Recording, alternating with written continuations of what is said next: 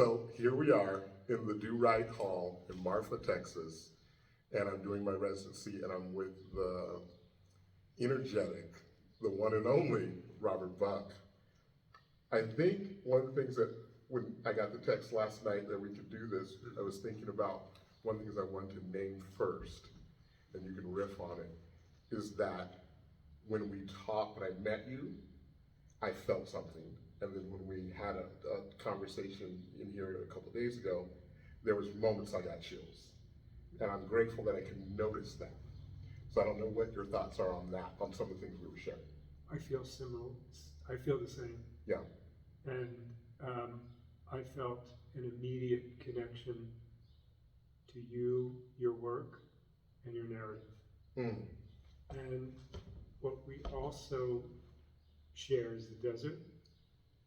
Yes. And this is where I find the greatest inspiration at this moment in my artistic development. Specifically, I told you my place south of Marfa in Terlingua, in an area called the Solitario. So I've used the Solitario area and the land as a kind of more than place, what I call an extimate place, which is more intimate than intimate. Mm. It's kind of like the outside that's on the inside. Yes. And when I heard your story about, I think it was maybe a year, less than a year in the desert, I just knew that we were brothers in a way. Yes. I think what's interesting when you talk about intimacy, I've been thinking about this piece and this big sculpture and the frame. There's this relationship between the frame that you make and then the skin that you put on it, and I call it an intimate tension. So when you said intimate, and I find that there's a lot of intimacy in art making, in relationship with artists, in the kinship and the parallels and the intersections. And then there's this tension that is like beautiful, because the tension like reveals the articulation, reveals the form, reveals the edges, the points, the line, the how the light responds or how it responds to the light, vice versa. So I find that very interesting. And the levels of intimacy, and then I think we talked last night, the phrase came up, the highest signal. Yes. Thinking about when you go out, and you're really off the grid when you're out there. I don't know if you want to share a little bit about that, and like no radio. No radio, no Wi-Fi, no connection unless I climb a knoll to get, to try and get a signal. And even at that, it's not guaranteed. But that idea of being cut off from any demand or obligation or incoming is very important to me at this stage in my art making. Yeah. The idea that to be isolated with everything that you're talking about, because to be isolated in such a way, there's a kind of tension. Yeah. Because you're so used to having those connections that, it's like, okay, what do I do now? But as we were speaking last night, you drop into it. Yes. And once you drop into it, there's a different calling. That would be the pun. You're answering a different call. Yeah. But one of the things that I responded to in your work is this idea of tension, but a release of that tension, so that you're going through something very intention, and then there's this light that comes from it, or this buoyancy, or there's a word right there on a t-shirt, I see joy. Yeah. We could even say joy. Yeah. And I'm at that point in my career where, and I don't mean professional career, I just mean in my path, of turning very dark events, very trying events, challenging events into light. So that one can associate not with the specifics of what I've endured or survived or lived, but with how I've turned it into something else and shareable and communicative. Like, in other words, we all have trouble. Yes. In one way or another. Yes. Greater or lesser. Yes. And that's what one can identify with. It's like, oh, wow, look what he's done with that. Yes. Right? Because I heard your story. Yes. So that's what I related to. Like, yeah, wow, hats off, because that's where I'm at. That's really good. That we all have trouble takes me to Portland last summer. And I was preparing for my thesis, and I'm trying to I really didn't know what it was going to be about. It was all fragmented. And I took a walk just through the Pearl District to meet a friend. And I said, well, what are we actually doing? What are Black bodies doing? And I think this is a shared thing. We're transmuting. We're transmuting. We're taking those tough spots, horror spots, and we're transmuting. We're taking it, we're turning it into something. And I was like, that's what this whole thing is about, is transmutation.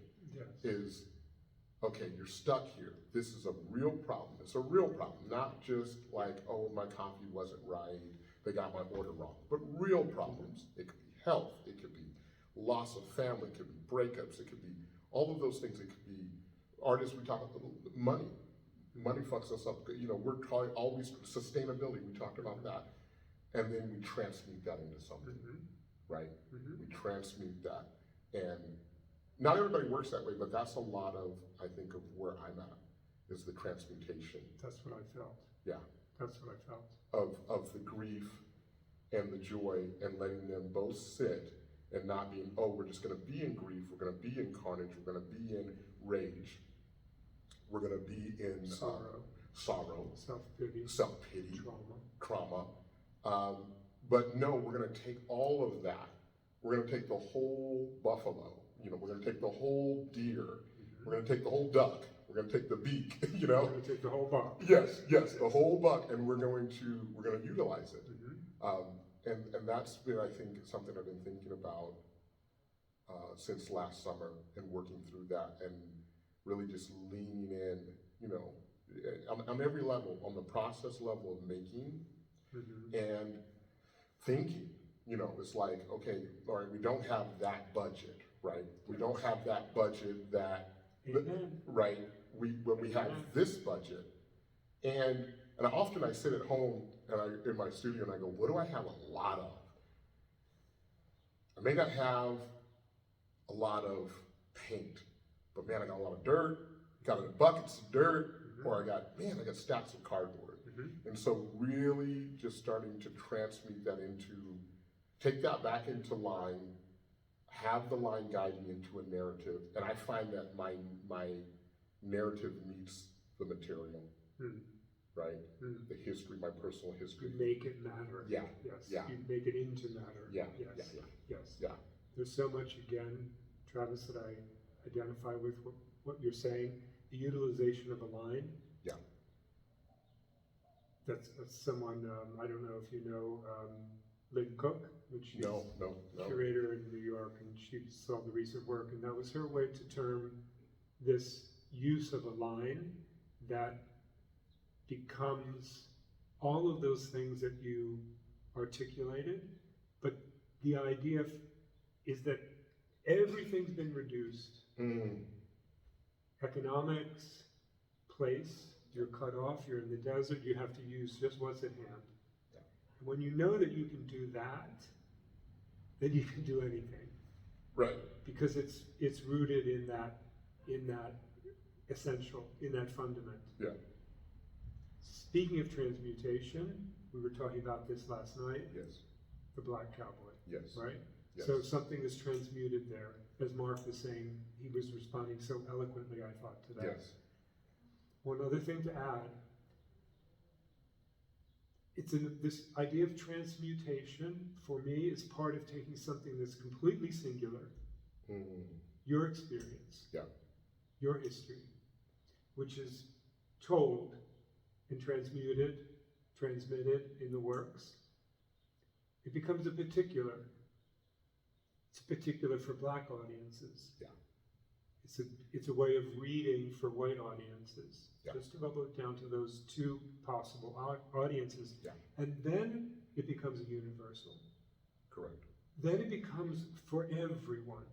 And that also is a line, I think, that you're going from something so singular that it leads to our sitting here today, relating, because it's relatable. And that's part of the alchemical process. I like that word, alchemical. Which is so moving to me in your work. Awesome. The work, by which I mean the work itself, and the idea that you're a very generous artist, very generous artist, so that a viewer, the audience, can follow that transmutation. Right. Now I just got some chills. I've gotten chills like 3 times in the last, your last. And we're in the desert. Right, your last rib. I often ask myself, when I do get those chills, those goosebumps, I'm like, first of all, I'm grateful that I can notice it. Yes. That I'm present enough to go, oh my goodness, something's happening. Something's happening in my body that is, something's it's a physical, this physicality, this response, right? And it's almost it's just this little like massage, like a visceral massage. Visceral, you think of like, it's like visceral, and if you could turn it down a little bit, it's just like, and that's something that I think is probably, I feel like that is your body awakening to the past and the present and the future. And having a moment. Beautifully put. Right. Yes. Yeah. And so something is struck. Yes. That resonates in both directions. Correct. Yeah. It's things that come up from the past that bring it right up here, right up maybe in my throat or my chest, or maybe right here in this kind of like area of my face. And then there's also this like kind of hope for, okay, what work am I going to create from this conversation, from this time that I've been here in Marfa, heading back to Washington, and then what does the work look like? What do the pieces look like? That becomes very exciting. For me too, when I head down south tomorrow. Yeah. Our meeting and our friendship will be and your work will be very much in mind. Yeah. The freedom that you allow yourself is inspiring. Because Sandra can tell you that my work, because of my history, has been a little bit more tempered. Sure. I had to kind of like, okay, where's the edge? Where's the line? Before I can allow myself the joy and the color and the exuberance of your work. Sure. And the generosity of your work. I get it. It's moving, and it's infectious. Good.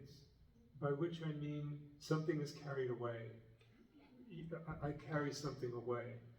And I don't think it's necessarily easy to be a generous and open artist. I think that's, I think we can misperceive it as being kind of like, it's just maybe not conceptual, or not this or not that, or not disciplined, but I find it quite the opposite. Yes. I find it stacked from the conceptual to, just as you're talking about the body event, to generosity and this radiation. It just radiates. Yeah, that, I really appreciate that, and I'm gonna marinate and chew on that for a while of that generosity and kind of I think maybe you're scratching at the methodology behind it, and there's intention behind it, and it's purposeful or on purpose. Yeah, it's very distinct. It's not by accident. Yes, it's not by accident, but it's also not premeditated. Correct. Yeah, it's not calculated. Right. It's not like, oh, I'm going to be this generous artist. It's You work it as Yeah. it arises. Yeah.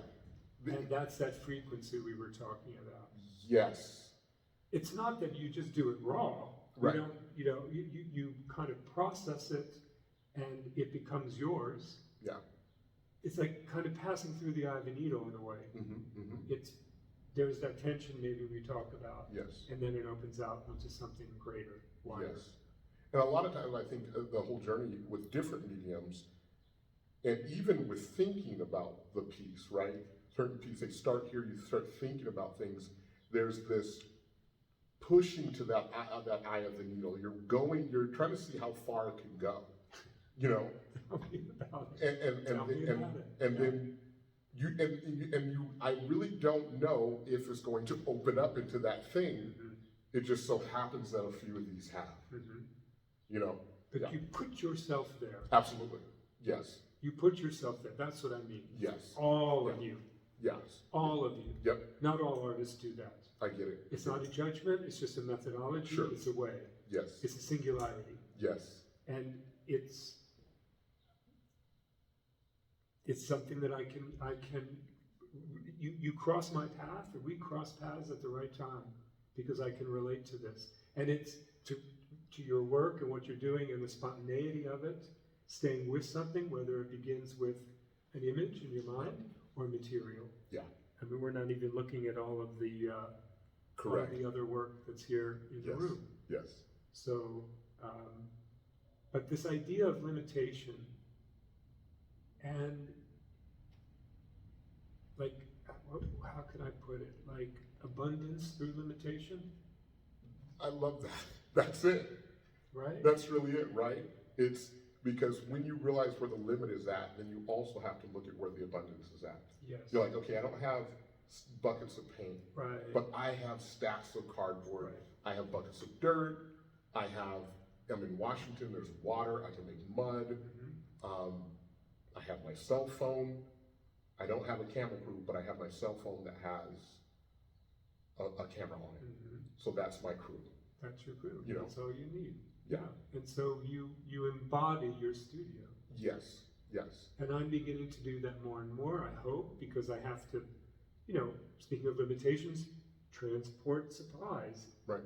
into the solitario, get the finalized work out, ship them back, blah, blah, blah. But that's part of let's just call it the willingness, the calling, the necessity. That's a big part of the practice, Yeah. is the logistics of The just logistics. and not ignoring the limitations, and then saying, just getting the work, if you're doing material work, working with material, not immaterial, getting it, okay, it's gotta go from the desert, it's gotta go to New York, how do we do that?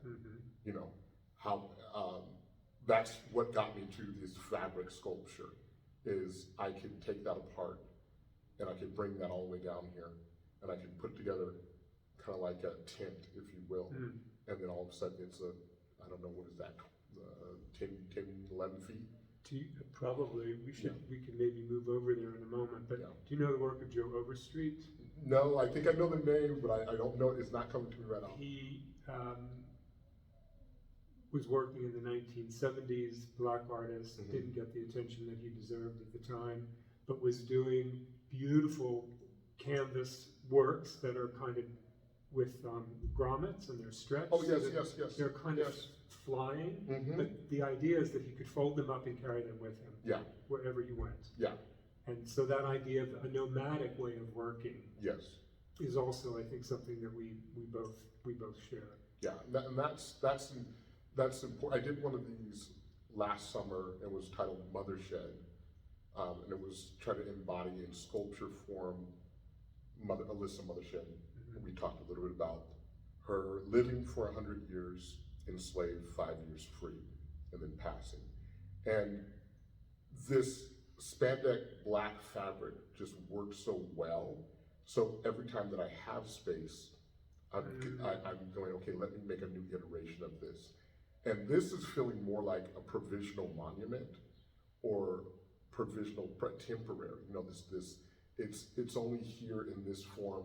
And the moment that I take it apart, it's never can be remade quite like that, and I like that. I'm cool with that. You know, Well, that's the kind of, as you were describing it, and her, that kind of maternal, yeah, like, it just envelops wherever it may be, and it's not, it would be kind of wrong yeah. to think of it as in one place, or Yes. in taking one form.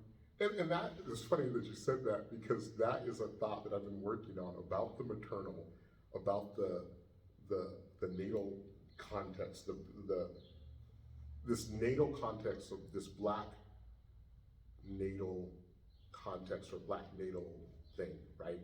And how it has existed, and it's sort of existed in a free-falling form for many years, just taking care of, because it's coupled with displacement.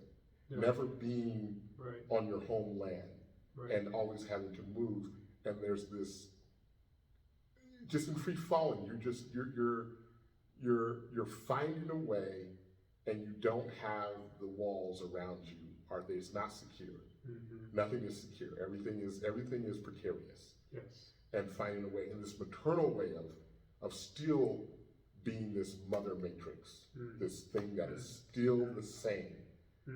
So there's a little bit of abstract kind of formulation. I'm still working on it, but that's a lot of what I'm thinking about with the maternal, is that all the Black women that I grew up with were so consistent and so solid, but nothing in their life was consistent or solid.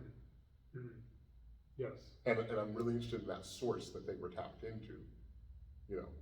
And that almost, it goes with some of what we're saying, is Yeah. like limitation, Yes, and by necessity. yes, And what else have you got? What other way do you have? right. But on the life side, They what would, are you going to they do? would produce life. Exactly. They would produce life. They would produce food. They would produce joy. They would produce ritual. My mother was big on producing ritual. Okay, come here every morning. Breaking. There wasn't like, oh, you wouldn't sit in front of the TV set. It was, no, we came here and we were going to have devotion. And I look now in the devotion, I look at it as something that operated beyond any type of religious, but more as a somatic, like settling, you know, meditative, like just taking your body and saying, I'm going to give this time to have this devotion, and we're going to sing, we're going to pray, and we're going to have story. And that right there was such a grounding component at such a young age. So we weren't connected to screens. We weren't connected to headphones. You know, that none of that was even in play. We were very much aware of what was around us at that time. And then there was this centering meditative devotion. But you were also connected to one another. That part. Yeah. So, because everybody had to participate. So you had to bring something. You had to bring a song. You had to bring a verse. You had to bring some insight.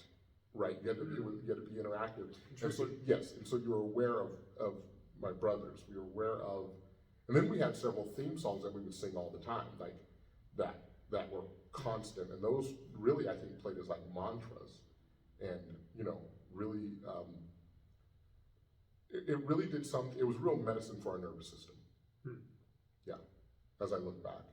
And would you say that practice has its place in your work and what you do as an artist? Absolutely. Where the song, there are many times, I have a couple of videos where I'm working on something and the song will come and I'll start to sing while I'm working, and that becomes very much that devotion, right? Where song is a part of it, and it's not a performance, it's a release. It's a release of whatever is on my chest, you know, whatever I'm carrying, whatever. And I feel like it's like your chest and your throat, right?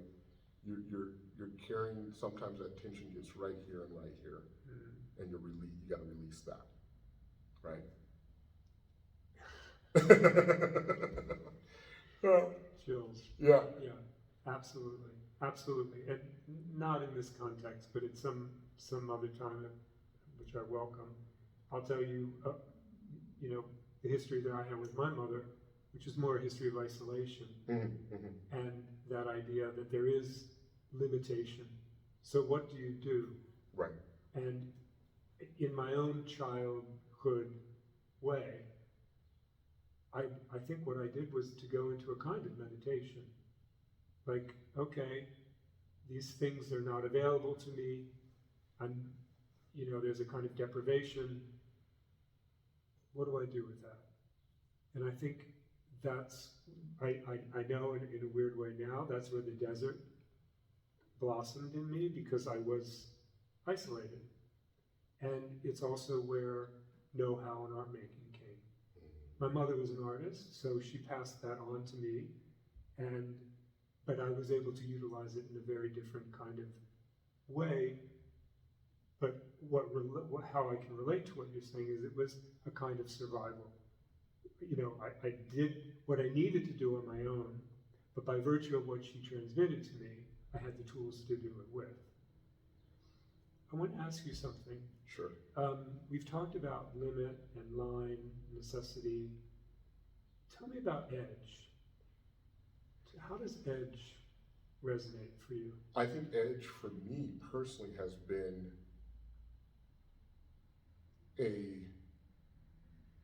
I think on a organic, holistic level, edge has been something that I've been trying to understand.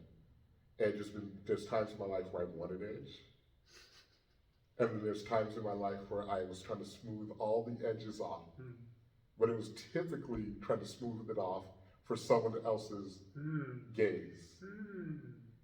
Now I think of edge as in relationship to line of two planes, and this is the edges. And when you see the line, it's really the edge of two masses. Yes. And so, Yes. this Yes. mass, this That's mass, why I this was is the asking. edge. So that's where I think about it now on like a technical, but then there's like a philosophical, maybe a poetic way that I think about it. What is in this country if this is a mass, and what is in this country, and what happens right here at the edges? What happens at the threshold? I think a lot about threshold, and I think a lot about edge somehow evokes boundaries more than line does for me, even though you can attach them, and I think maybe if we can get a little abstract, but like sometime an edge will lead you on a line.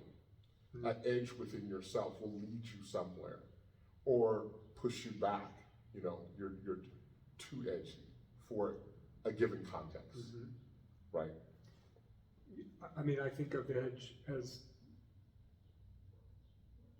if you're on an edge, then you create a line. You make of the edge a line. Yeah.